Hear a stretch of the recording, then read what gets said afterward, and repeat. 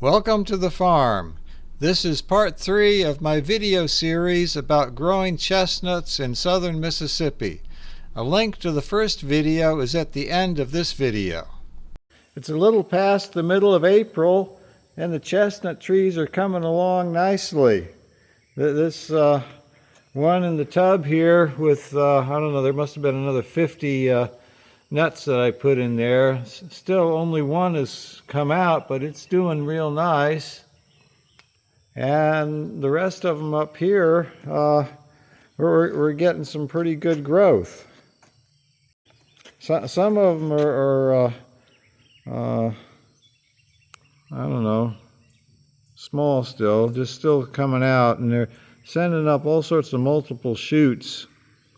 I'm going to try to prune some of this off eventually once they get a little further out and a little stronger. Like this one here, like this one I pruned back. Now it's growing nicely here. This one, it's got a big V branch way down low. You know, can't have that. So there we go. And so this will straighten up and it'll look more like these eventually here. This one I had pruned earlier. It's growing into a nice strong tree now. And still have some containers that didn't show any growth at all. Those nuts just, and look at this one. I don't know, this one didn't make it. Almost, but it gave up. Mostly the ones that germinated in the bag and had roots at that time, those are the ones that are coming out and doing good. There's a few others that came along, but you know, like this one over here in the tub. You know, that's the way it goes, I guess. And the milk cartons are hanging in there. Down in the bottom here, it's getting kind of soft, and I don't know how long they're going to last. I want to get some good root growth within the container so it sort of holds itself together. It's the middle of May. The chestnut seedlings are growing strong. This one's still all by itself. None of those other nuts sprouted. And these are getting big. I'm gonna have to get them planted soon. I'm starting to work on plans for that. Here's my future chestnut grove. In the distance beyond my dog Thor, where my buggy is parked, are the original 3 trees and the source for the nuts. The white posts with flagging tape indicate where I will plant the seedling trees that I'm growing now. The spacing is 40 feet by 40 feet. It's the 1st of July and my chestnut trees need planting, and I'm going to get started on it. This one doesn't look in too good a shape. I think I killed it off with a neem oil spray mixture I was using to try to kill some sucking bugs that were going after them. I'm set up to plant 4. I've got wire cages set up for 4, trailers loaded up, ready to go. I just need to cut them out of this spot here and see what they look like. All right, I have no idea how this is going to look. I got the tape together here. They should come apart. I'll try this one that doesn't have anything growing in it first.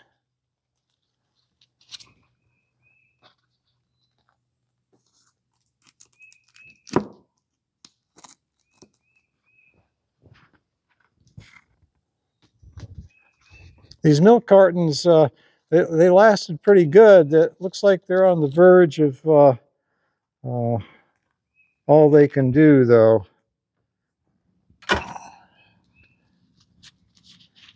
So take this one out.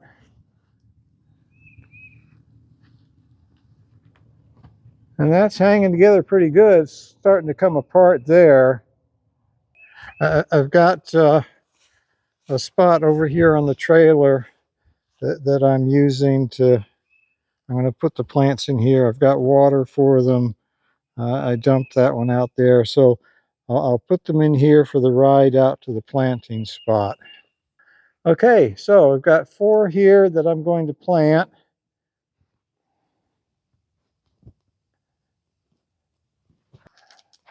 That looks like a nice healthy tree.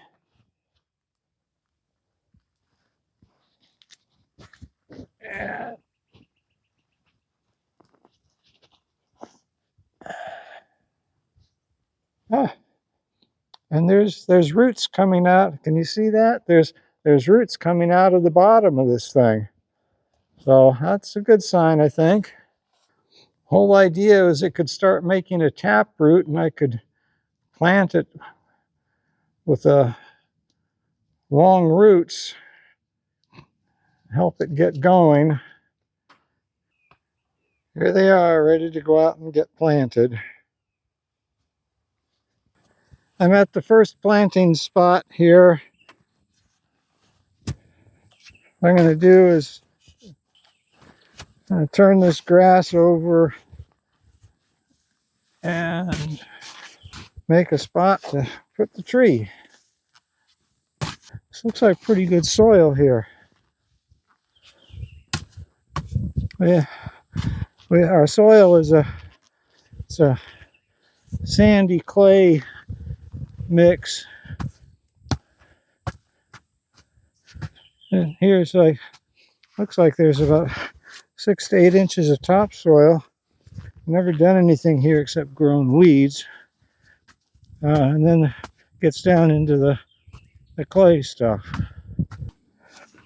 I'm going to use this to get a little deeper.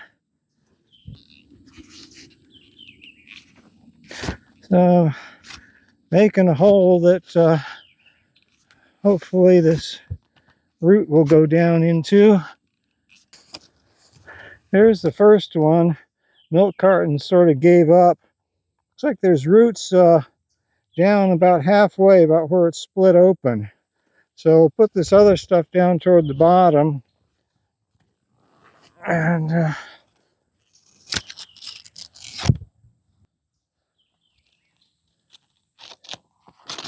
well, I don't know. One of the problems with this technique is that the tree did not produce a very tight root ball that held the soil together. Later I saw that the seedling made a couple of long tap roots with some feeder roots at the bottom of the milk carton.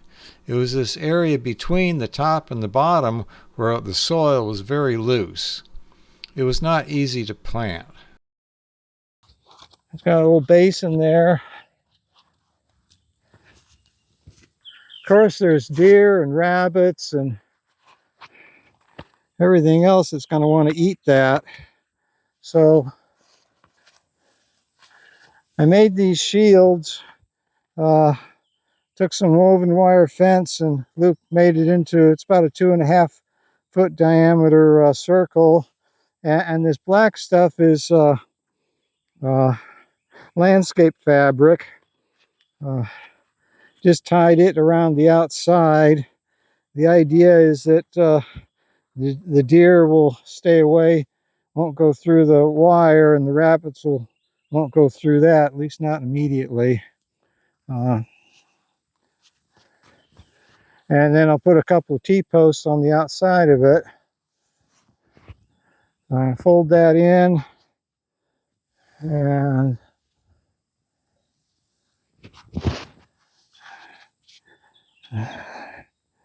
there's that. With the wire cage around it, and we've got the tree down at the bottom there. I've got some mulch I'm going to put down around it, then I'm going to put some water to it.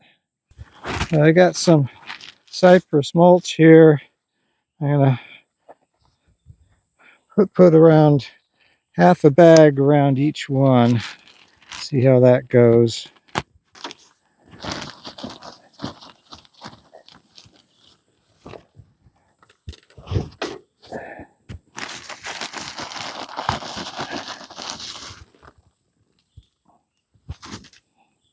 Okay, so that's about half a bag.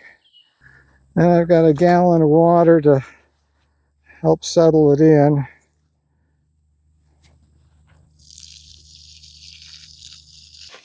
And I'm going to put 2 T-posts on each side of it to help keep it in position here.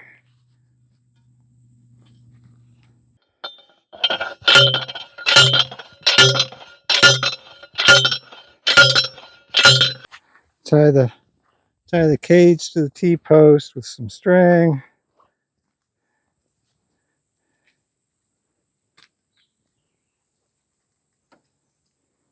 There's the finished enclosure with a little chestnut tree planted down in there. So we'll see how this works out. This is the third one. Just need to put the cage around it. There's one more to go. It's like 90 degrees out. And I've got all 4 of them in. This is the 4th one. And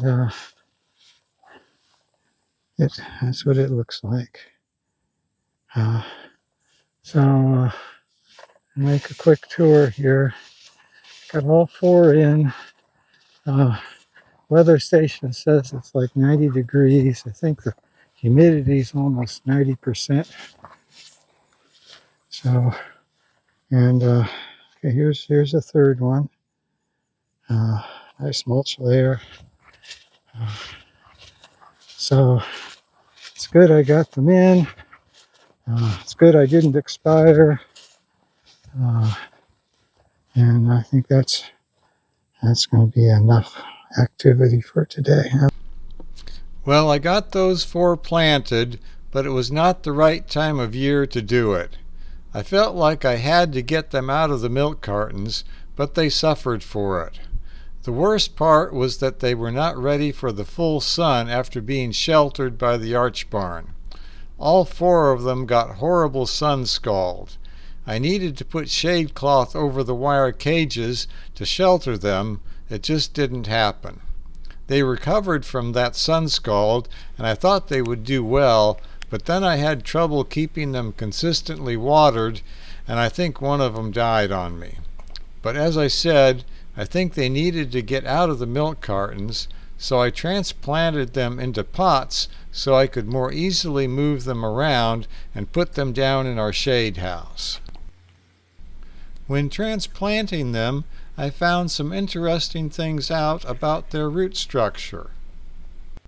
Each of these little trees had 1, 2, or 3 fairly substantial long tap roots that went down to the bottom of the milk carton.